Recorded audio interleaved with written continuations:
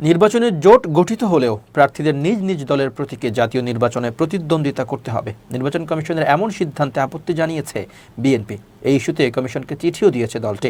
রবিবার বিএনপির চেয়ারপারসনের উপদেষ্টা মোহাম্মদ ইসমাইল জবিউল্লাহ সহ 2 সদস্যের প্রতিনিধি ইসিতে এই ইস্যুতে চিঠি নিয়েছেন। বিষয়টি নিশ্চিত করেছেন বিএনপির মিডিয়া সেলের সদস্য শায়রুল কবির খান।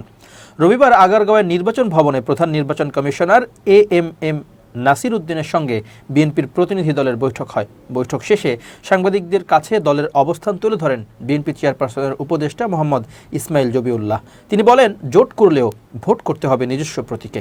গণপ্রতিনিধিত্ব আদেশের এই সংশোধনীর সঙ্গে বিএনপি একমত নয়। পূর্বের অবস্থা বহাল রাখার জন্য বিএনপির পক্ষ থেকে সিইসিকে চিঠি দেওয়া হয়েছে। ইসমাইল জবিউল্লাহ আরও বলেন, কোনো রাজনৈতিক দলের পক্ষ থেকে এই সংশোধনীর প্রস্তাব ছিল না। বিএনপি এর সঙ্গে একমত পোষণ করে না, এটি গ্রহণযোগ্য নয়। আলোচনা না করে এমন সিদ্ধান্ত নেওয়া গণতান্ত্রিক অধিকার ক্ষুণ্ণ হয়েছে বলে বিএনপি মনে করে।